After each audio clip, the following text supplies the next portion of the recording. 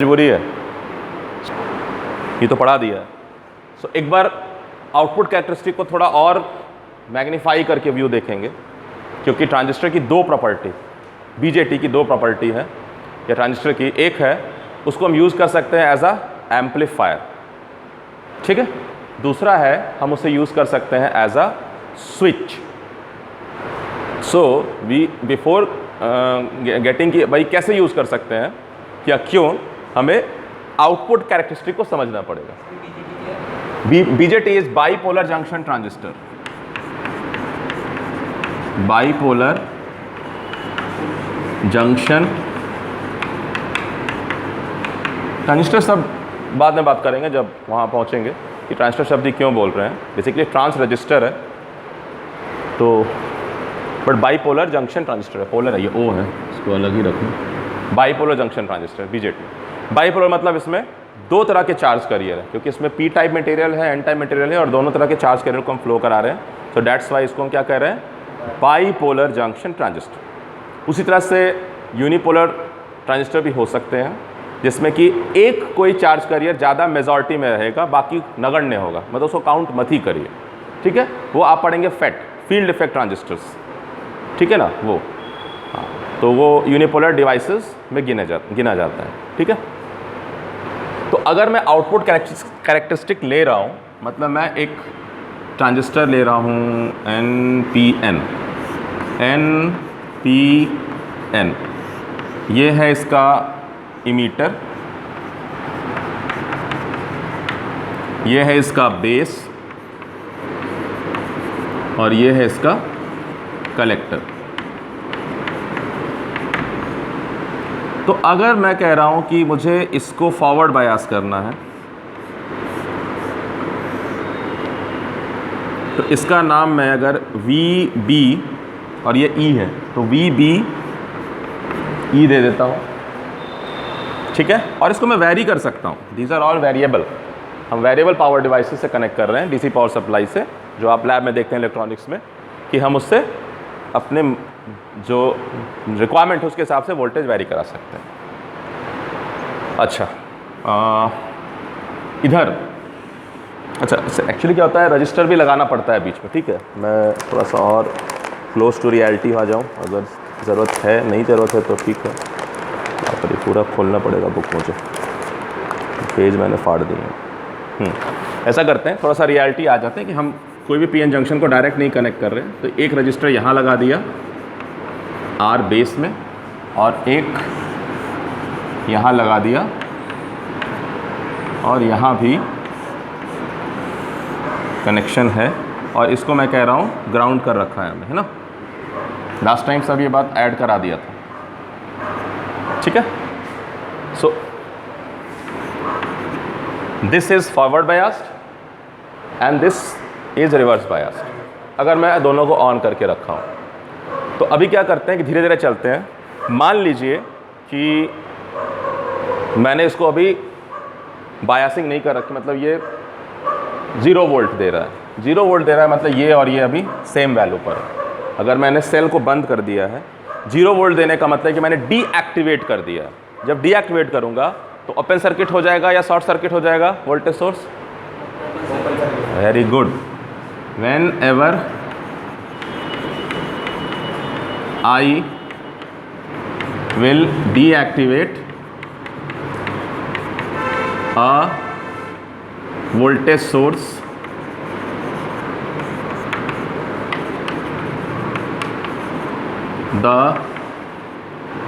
my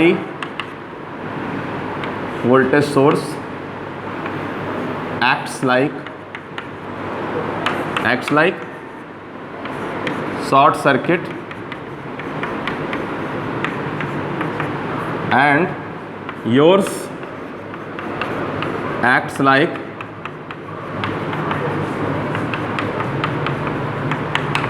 मेरा जो cell है वो तो शॉर्ट सर्किट का काम करता है, तुम्हारा ओपन सर्किट का काम करता है, क्यों डीएक्टिवेट हो गया। नहीं, डीएक्टिवेट होने का मतलब होता है कि वहीं है, हटाया नहीं है सर्किट से, आप समझना। तो आप ध्यान दो कि सिंपल मतलब एजम्पशन समझो कि एक ड्राई सेल ले लेते हैं हम, जो आता है मार्केट में, ऐसे कार्बन रॉड होता है और ऐसे करके ऐसे ये बंद होता है ऐसे केस में, है ना, कार्बन रॉड होता है। तो जब ये अंदर के जो ये इसके केमिकल्स हैं, जो मसाले हैं, वो सब ख़त्म हो जाते हैं, जब ये क्षीण हो जाता है, तो कार्बन रॉड तो अभी भी वैसा ही का वैसा ही है। अगर मैं उस कार्बन रॉड को निकाल लूँ तो एक पीस ऑफ वायर है या एक पीस ऑफ कंडक्टर है जो शॉर्ट सर्किट क्रिएट करके रखेगा। सो ध्यान रखना कि आप जब डीएक्टिवेट करते हैं, और कहाँ करते हैं, खासतौर पर सुपरपोजिशन थ्योरम में करते हैं, तो जब आप एक वोल्टेज सोर्स को डीएक्टिवेट करते हैं तो एक voltage source is basically like this, r internal है and there is a EMF, यही है ना।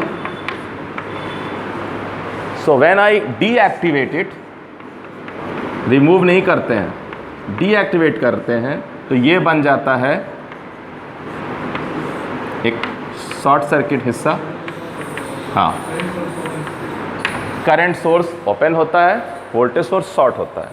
तो अगर ये डीएक्टिवेटेड है तो ये शॉर्ट है, तो जो सी का वोल्टेज है वही ई का वोल्टेज है, दोनों ग्राउंड पर है, यानी सी ग्राउंड पर है, ई को भी ग्राउंड पे है। तो जब मैं वोल्टेज VBE को बढ़ाऊंगा 0 वोल्ट से, जब मैं इसको 0 वोल्ट से इंक्रीज करना शुरू करूंगा, तो PN जंक्शन क्या हो जाएगा, फॉरवर्ड बायस, यानी जो बेस इमीटर जंक्शन है, यही है ना, बेस और इमीटर के बीच में जंक्शन पड़ रहा है, वो बेस इमीटर जंक्शन है, वो क्या हो गया,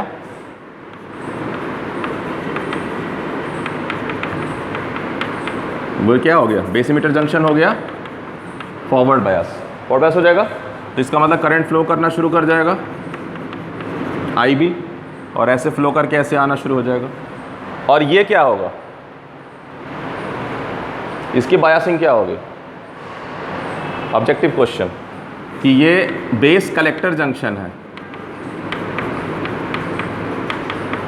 ये क्या होगा जब ये डीएक्टिवेटेड है, जब डीएक्टिवेटेड है तो ये 0 वोल्ट पर है। डीएक्टिवेटेड के केस में दूसरा कलर से लिख देता हूं, डीएक्टिवेटेड है, जब डीएक्टिवेटेड है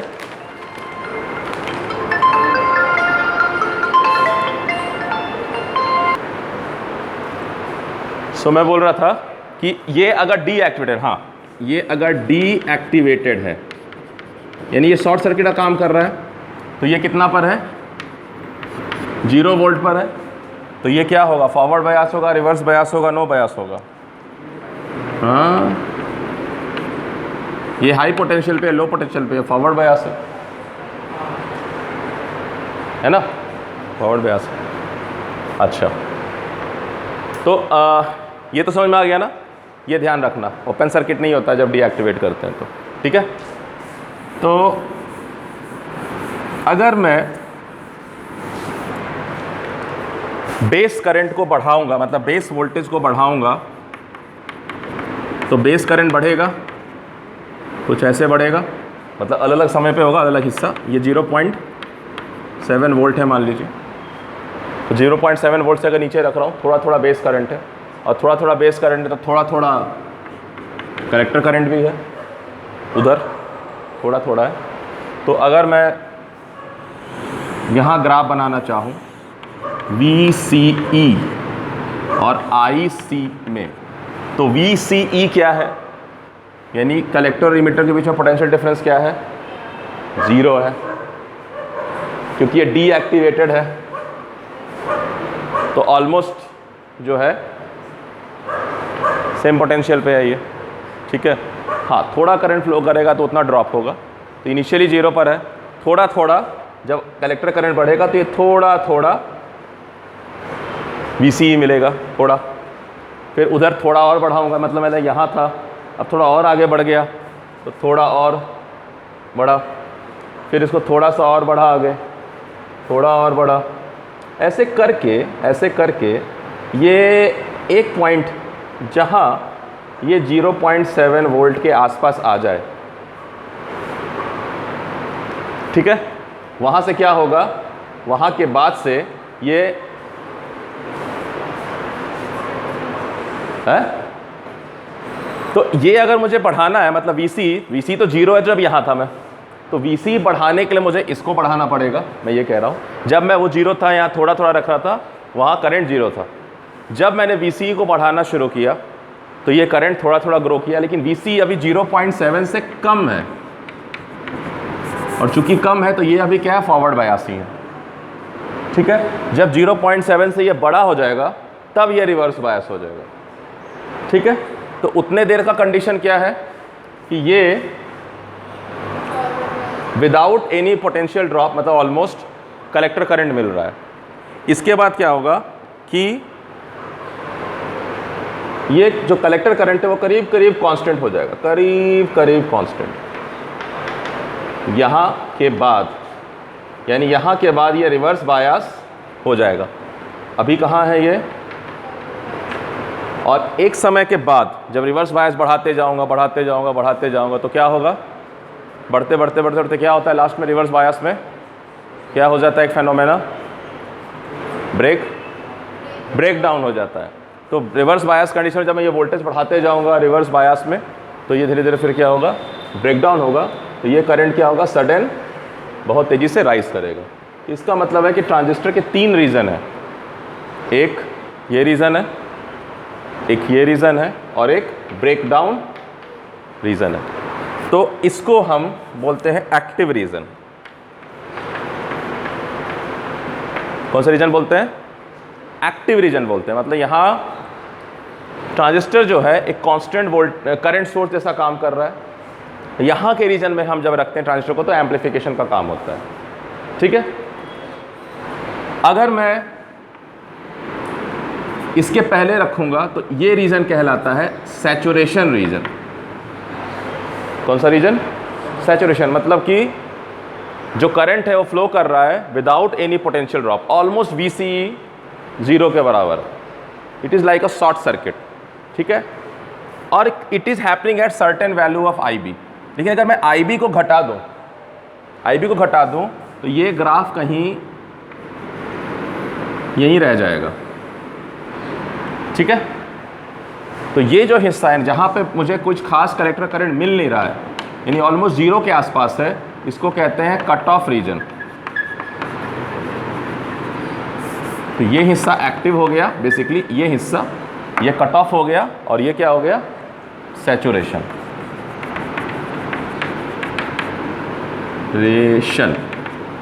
तो जब सैचुरेशन में है तो ये ट्रांजिस्टर जो है VCE ऑलमोस्ट 0 है। यानी अगर मैं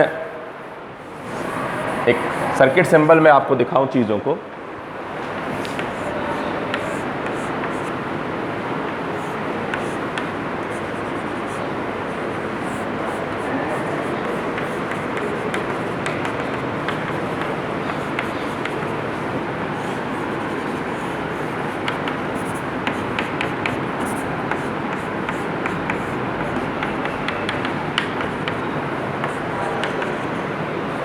तो फॉर द कंडीशन जहां मैं IB 0 रख रहा हूं, जब IB 0 रखूंगा तो IC क्या होगा, IC जो है वो सब मल्टीप्लाइंग फैक्टर ऑफ IB, जिसको हम बोलते हैं बीटा कांस्टेंट ट्रांजिस्टर का, जो बहुत ज़्यादा होता है। क्योंकि IC जो है कलेक्टर करंट बहुत ज़्यादा है बेस से। तो जब बेस करंट ही नहीं है तो कलेक्टर करंट क्या होगा, बेस नहीं तो कलेक्टर करंट क्या होगा। अगर बेस करंट 0 है तो कलेक्टर करंट क्या होगा, 0। जिसका मतलब है कि यहाँ से यहाँ कोई करंट फ्लो नहीं करेगा। तो जिस जगह से कोई करंट नहीं फ्लो करे वो क्या है, ओपन सर्किट। जहाँ से करंट नहीं फ्लो करे वो क्या है, यानी ट्रांजिस्टर कट ऑफ हो गया है उस सर्किट में। ट्रांजिस्टर जो है उस सर्किट से कट ऑफ है। कट ऑफ मतलब अलग हटा हुआ है। जैसे कहते हैं ना आजकल दोस्त से वो कट ऑफ रहता है हमसे, मतलब कि हमारे बीच में से वो गायब है, इट इज़ नॉट हियर। तो सर्किट कंप्लीट नहीं होगा। तो कट ऑफ रीजन में ट्रांजिस्टर एक्ट करेगा एज अ ओपन सर्किट, यानी ओपन स्विच कंडीशन हो गया। Open circuit means open switch. और सैचुरेशन रीजन में क्या होगा कि जो मैक्सिमम कलेक्टर करंट है उसकी संभावना है फ्लो करने की before entering into this active region. So this point is known as, यहाँ ये वर्क कर रहा है एज अ शॉर्ट सर्किट, यानी as a close switch. So जब मैं ट्रांजिस्टर को डेलिबरेटली IB को मैं कंट्रोल करता हूँ, जब IB को मैं 0 कर देता हूँ, यानी इसको मैं 0 कर देता हूँ, it is a controlling element. इसको जीरो करता हूँ तो ये स्विच ऑफ हो जाता है, यानी जो भी पाथ था उसको ब्रेक कर देता है।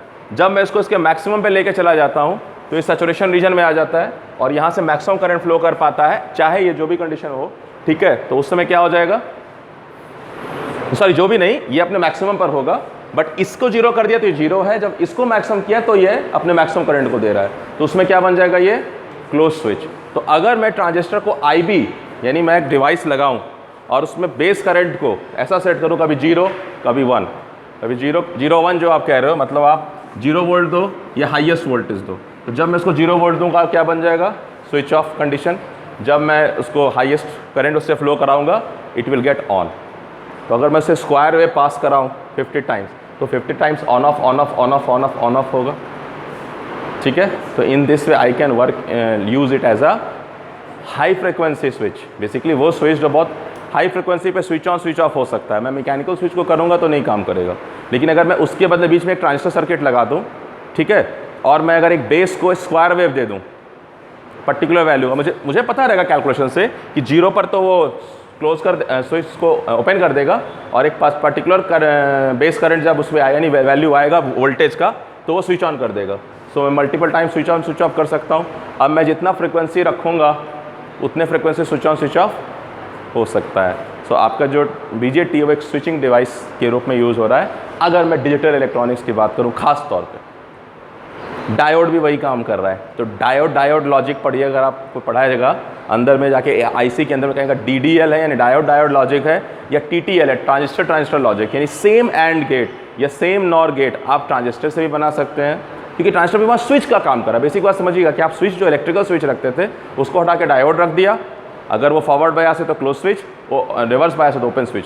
वैसे ही ट्रांजिस्टर जो है, अगर बेस करंट 0 है तो ओपन स्विच, बेस करंट अगर अपने पर्टिकुलर वैल्यू पर है तो क्लोज स्विच। तो इस तरह से क्या होगा, ट्रांजिस्टर का हम यूज़ कर सकते हैं एज अ स्विच, और इन बिटवीन ये जो पोजीशन है यहाँ यूज़ कर सकते हैं यूज एज अ एम्पलीफायर।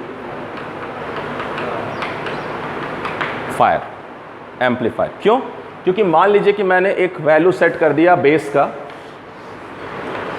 कि भाई ये मेरा इनपुट है, बेस करंट है ना, मैंने ये वैल्यू ले लिया कि ये सर्टेन VBE है और ये करस्पॉन्डिंग IB है। तो इस करस्पॉन्डिंग IB के कारण एक IC मिलेगा मुझे, बीटा IC मिल जाएगा।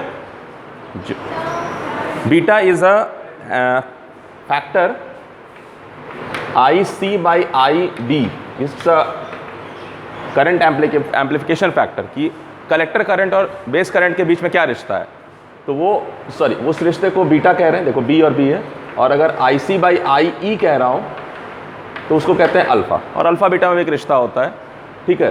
तो अभी लेकिन मेरा इंटरेस्ट जो है वो बीटा पर है कि भाई कलेक्टर करंट और बेस करंट में क्या रिश्ता है। तो पता है हमें कि कलेक्टर करंट बहुत ज़्यादा हाई है, बेस करंट तो चूँकि बेस में लाइटली डोप्ड है तो माइक्रो एम्पियर के रेंज में आप समझिएगा, लेकिन कलेक्टर करंट मिली एम्पियर के रेंज में है, यानी उससे 1000 टाइम्स ज़्यादा रेंज में है। तो अगर मैं बेस में कोई छोटा सा क्वांटिटी अगर ऐड करूं, मान लीजिए फ्लक्चुएशन, छोटा सा फ्लक्चुएशन, तो वो तो माइक्रो एम्पियर का फ्लक्चुएशन होगा।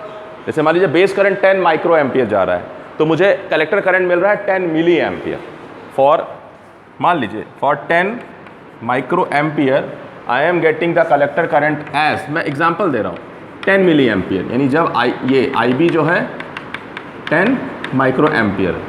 तो जब मैं इसमें कोई फीबल सिग्नल ऐड करूंगा, मतलब थोड़ा सा सिग्नल जो थोड़ा सा वोल्टेज को अप करता हो, यानी ये देखिए यहाँ वोल्टेज को अप करता हो और डाउन करता हो थोड़ा सा, तो क्या होगा, ये करस्पॉन्डिंगली करंट को बढ़ाएगा और घटाएगा लीनियर रीजन में, लगा ना, लीनियर रीजन रखेंगे तो क्या होगा, करंट थोड़ा सा फ्लक्चुएट करेगा। तो जब IB फ्लक्चुएट करेगा तो करस्पॉन्डिंगली IC भी फ्लक्चुएट करेगा, लेकिन IB में जो वेरिएशन होगा वो माइक्रो एम्पियर में होगा। यहाँ देखिए प्रगति, ये माइक्रो एम्पियर है, तो 10 माइक्रो एम्पियर में अगर मैं 2 जोड़ रहा हूँ माइक्रो एम्पियर या 2 घटा दे रहा हूँ, तो यानी वो 12 हो रहा है या 8 हो रहा है, तो 12 माइक्रो एम्पियर से 8 माइक्रो एम्पियर में वो वेरी कर रहा है। लेकिन यहाँ क्या हो रहा है, यहाँ 12 मिली एम्पियर से हो सकता है 8 मिली एम्पियर के बीच में ये वेरिएशन हो। तो आप समझ रहे करंट एम्पलीफाई कर गया। So this is amplification factor. So collector current by base current is amplification factor for this kind of transistor. तो आप समझ सकते हैं कि अगर मैं यहाँ थोड़ा सा वेरिएशन ऐड कर रहा हूँ, क्योंकि देखिए हम जो बोलते हैं वो रैंडम सिग्नल है, ठीक है, फ्लक्चुएशन है उसमें। तो मान लीजिए कि मैंने कुछ बोला, मैंने एक बहुत छोटा सा रैंडम सिग्नल दिया, ऐसा बोला, अब मैं इसको इसके ऊपर ऐड कर रहा हूँ, तो क्या होगा, जितना डीसी वोल्टेज लेवल था उतना से ये हाइट उठ जाएगा। मेरा सिग्नल तो 2 माइक्रो एम्पियर का था, 2 ऊपर एक नीचे एक, माइनस प्लस 1, मतलब 2 माइक्रो एम्पियर था मैक्सिमम पीक टू पीक, तो कुछ भी नहीं था। लेकिन जब मैंने इसे डीसी के साथ ऐड कर दिया तो ऐड होकर इसका लेवल अप हो गया। यहाँ तो आपको ज़्यादा अप नहीं हुआ कि चलो 10 और 12 हो गया, लेकिन यहाँ से जब मैं यहाँ पहुँचा तो सेम सिग्नल एम्पलीफाई होकर के मिली एम्पियर के रेंज में चला गया। तो इसका मतलब कि जो मैंने बोला उसको एक्स्ट्रा पावर मिल गया और वो एम्पलीफाइड वर्जन में आ गया, उसका एम्पलीट्यूड बढ़ गया। एम्पलीट्यूड बढ़ने का मतलब है कि वो ज़्यादा दूर तक के मॉलिक्यूल को डिस्टर्ब करेगा, यानी मेरी आवाज़ ज़्यादा दूर तक पहुँचेगी। एम्पलीफायर क्या कर रहा है, बेसिकली प्रेशर बढ़ा रहा है। आप समझिए कि जब मैं कैसे बोलता हूँ, जब मैं बोलता हूँ तो मेरे और आपके बीच में पार्टिकल्स का एक क्रम है, एयर पार्टिकल्स। मैं जैसे बोल रहा हूँ तो मेरे वोकल कॉर्ड्स बहुत सारे वीक फ्रिक्वेंसी पे वाइब्रेट कर रहे हैं, ठीक है। टोन, जब आप गिटार की एक स्ट्रिंग को बजाते टोन टोन टिंग, दैट इज अ टोन। तो पहले क्या था, रोबोट कैसे बोलता था, वैसे ही बोलता था कि क्या तुम खाना खाओगे। इसमें कोई भी वेरिएशन नहीं है। मैं दुखी हूँ, मैं खुश हूँ, क्योंकि ये सिंगल टोन था, मोनोटोन। जब मैं इसमें टोन्स को मिलाता हूँ तो होगा मैं दुखी हूँ, मैं खुश हूँ, क्योंकि हमने वेरिएशन है। तो हम बहुत सारे फ्रिक्वेंसी पैदा कर रहे हैं। तो जब मैं जितने फ्रिक्वेंसी पैदा, मैं अगर सबसे सिंपल लूँ, मैं सिर्फ एक कोई फ्रिक्वेंसी पैदा करता हूँ सबसे सिंपल में, तो जिस फ्रिक्वेंसी से मैं बोल रहा हूँ उस फ्रिक्वेंसी से मेरे सामने का एयर, आपने मुंह के सामने आवाज़ रखो, आपको पता चलेगा कि जो एयर है डिस्टर्ब कर रहे हो आप। बिल्कुल यहाँ रख के देखो, 2 सेंटीमीटर रख के तो देखो एक बार, पता चलेगा। जस्ट स्पीक समथिंग, आपको लगेगा कि बिल्कुल ढम ढम ढम ढम ढम यहाँ पे आ रहा है, ठीक है। So when you speak you disturb the air molecule in the same frequency. So वो क्या करता है, आगे ट्रांसफर करता है एनर्जी को, वो आगे करता है, वो आगे करता है, आगे करते करते करते आपके कान के पास पहुंचता है। आपके कान का जो ईयर ड्रम है उसको भी वही मिलता है जो आपके यहाँ हाथ को पता चल रहा है अभी, तो वो भी वैसे ही वाइब्रेट करता है। आपका ब्रेन उस वाइब्रेशन को साउंड के रूप में सुनता है। द एनर्जी ट्रांसफर, बिकॉज आपका ईयर जो है वो ऐसा सेंसर है कि वो आपका ब्रेन उसको साउंड के रूप में सुन रहा है, ठीक है। तो year is a sensor organ जो हम बोल रहे हैं। तो जब हम मल्टीपल फ्रिक्वेंसीज बोल रहे हैं तो मल्टीपल फ्रिक्वेंसीज निकल रहे हैं। अब मैं जब बोल रहा हूँ तो आपको सुनाई दे रहा है। अभी यहाँ से 100 कदम के बाद क्या होगा कि जो मेरा एनर्जी है, मैं जो यहाँ जितना पावर था मेरे, मैं ऐसे बोल रहा हूँ, आप कान यहाँ लगा के सुनिएगा तो आप कहेंगे सर बहुत ज़ोर से आवाज़ आ रही है, थोड़ा धीरे बोलिए। लेकिन जितना आप मुझसे दूर जाते जाएंगे आपको क्यों ज़्यादा आवाज़ लगेगी, यानी आपके ईयर ड्रम को मैं ज़्यादा दूर तक वाइब्रेट कर रहा हूँ। नज़दीक में आप कागज़ का टुकड़ा रख लो ऐसे पतला सा, मतलब कि, और उसको रख के बोलो आप, ठीक है। फ़ैन बंद करके देखना और कागज़ का टुकड़ा रख के बोलो तो आपको लगेगा ज़्यादा इसमें वाइब्रेशन मिलेगा, आपको पता चलेगा। लेकिन आप थोड़ा दूर कर दो तो आप वाइब्रेशन कम हो गया, यानी इसमें जो मॉलिक्यूल्स की हरकत थी वो कम हो गई, ठीक है, फाइन। तो क्या हो गया, हमने तो हमारा जो पावर था वो धीरे धीरे डिसिपेट कर जाता है, यानी हम बहुत लॉन्ग डिस्टेंस तक इस एनर्जी को मेंटेन नहीं कर सकते हैं। That's why nobody can listen after certain distance. लेकिन जब मैं यहाँ जब बोला था तो यहाँ नज़दीक जो एम्पलीट्यूड लग रहा था, अब मैं जब माइक से बोल रहा हूँ, एम्पलीफायर से निकला तो इतना एम्पलीट्यूड है, इतना मॉलिक्यूल एयर को डिस्टर्ब कर रहा है। आप उसके पास जाके देखिए, फिर कुछ रख करके वो वाइब्रेट करेगा बहुत तेज़। तो क्या हो रहा है, वो अब 100 गुना ज़्यादा दूर तक हो सकता है जा सकता है, या 50 गुना ज़्यादा दूर तक डिस्टर्ब कर सकता है मॉलिक्यूल को, यानी 50 गुना ज़्यादा दूर तक मेरी आवाज़ सुनाई देगी। हाँ डेफिनेटली है, जो नज़दीक है उसको ज़्यादा तेज़ सुनाई देगी, जो दूर है उसको थोड़ा कम सुनाई देगी। That is the way science is working behind this. So जब मैं फीबल, मेरा सिग्नल फीबल है, मैं बहुत थोड़ा बोल रहा हूँ, मान लीजिए मैं तो थोड़ा फिर भी ज़्यादा बोल रहा हूँ, बहुत लोग का आवाज़ बहुत सिंपल रहेगा और कम, but the mic will pick this and there is a amplifier. So मेरे अकाउस्टिक सिग्नल को मैं कन्वर्ट करूँगा इलेक्ट्रिकल सिग्नल में। कैसे करूँगा, माइक क्या करता है, कार्बन फिलामेंट है, मान लीजिए एक डिवाइस है जो क्या करता है कि किसी सर्किट में एडेड है। मान लीजिए कि ये माइक है, जैसे कंडेंसर कोई माइक है, ये माइक है जो मैं जिसमें बोल रहा हूँ, और ये सिग्नल है, और यहाँ से मैं वोल्टेज टैप कर रहा हूँ। तो जब मैं कुछ नहीं बोल रहा हूँ तो ये शॉर्ट सर्किट है और सिर्फ इतना वोल्टेज डीसी इसके पास जा रहा है, कांस्टेंट है, कुछ नहीं है, टैपिंग में कांस्टेंट वोल्टेज है। जब मैं कुछ बोलता हूँ तो ये वाइब्रेट करता है, इसके वाइब्रेशन से इसके जो एलिमेंट्स होते हैं उसके रेजिस्टेंस में चेंजेस आता है प्रोपोर्शनली। तो रेजिस्टेंस में चेंज आने से क्या होता है, करंट चेंज होता है, वो करंट के कारण यहाँ वोल्टेज चेंज होता है, वो वोल्टेज मैं यहाँ फीड कर दूंगा। वो तो बहुत हल्का है, लेकिन वो वोल्टेज फीड करने के बाद इस ट्रांजिस्टर से होता हुआ एम्पलीफाई हो जाएगा, उसका एम्पलीट्यूड बढ़ा दिया मैंने, तो I make a voltage amplifier, fine. In this वे ये वर्क करता है। तो जब तक ये ट्रांजिस्टर एक्टिव रीजन में है यानी एम्पलीफायर रीजन में है तब तक मुझे एम्पलीफायर एक्शन मिलेगा। अगर मैं सैचुरेशन रीजन में चला गया, काम खत्म, वो स्विच का काम कर रहा है, क्लोज स्विच का। अगर मैं कट ऑफ में चला गया, ओपन स्विच का, तो मुझे ये तय करना है कि मैं ट्रांजिस्टर को किस रीजन में रखूं। इसका मतलब हर चीज़ मैथमेटिकली नापा हुआ है बिल्कुल। फाइन। सो ये 3 रीज़न है। अगर मैं एक्टिव में हूं तो transistor is working as a amplifier, अगर मैं इसमें या इसमें हूं तो transistor is working as a switch. तो ये 2 कॉन्सेप्ट हैं। बताने के लिए और भी बहुत कुछ बता रहा हूं, मैं संतुष्ट नहीं हूं बता के, ये भी बता देता हूं, ठीक है, क्योंकि there are so many things to think and beautiful things are to think. That's why I miss कि there are so many beautiful things, but because of the shortage of time, limitations of the syllabus, मैं वहाँ तक नहीं जा पा रहा हूँ। But अगर मुझे वक्त मिले और आपके पास बाकी सब्जेक्ट से फ्री वक्त हो और थके हुए ना आप हो ना मैं, तो मैं इसको और अच्छे से बताऊँ, तब आप एक्चुअली इस लेवल पे भी समझ के लिखने लायक बनोगे। फिलहाल आप एग्जाम में लिखने लायक बन जाओगे और नंबर लेने लायक बन जाओगे, बट अभी भी आपको बीच में ग्लिच रहेगा, यार ये चीज़ थोड़ा सा और कुछ है जो छूट रहा है, ठीक है। तो आपको वो तब समझ में आएगा, और जितना आपका माइंड क्लियर होगा उतना बेटर कंपटीशन लेवल पे जब जाओगे आपको आसानी रहेगी सीखने के लिए। तो मैं कहीं नहीं कह रहा हूँ कि ये बहुत मैंने खुल के सबको समझा दिया, अभी बहुत सारी बारीकी है, छोटी छोटी बातें वो नहीं बता पा रहा हूँ, ठीक है, मैं because of shortage of time. But फिलहाल अगर आपको कोई बोलेगा कि ट्रांजिस्टर का स्विच का फंक्शन क्या है, तो आप ये दिखाओ और फिर दिखाओ कि अगर मैं बेस करंट को बिल्कुल 0 पे रख रहा हूँ तो ये कलेक्टर करंट जो है वो बिल्कुल 0 पे आ गया। That's why it is coming under cut off region, so it is acting as a open switch. Once I for the same voltage, मैं हाई वोल्टेज फुल रखा हूँ, and for the given VC, if I will increase this voltage and the base current will rise, so up to this region, जब तक कि ये इस condition में, it will come as a saturation, so it will work as a closed switch, ठीक है, इतना ही है।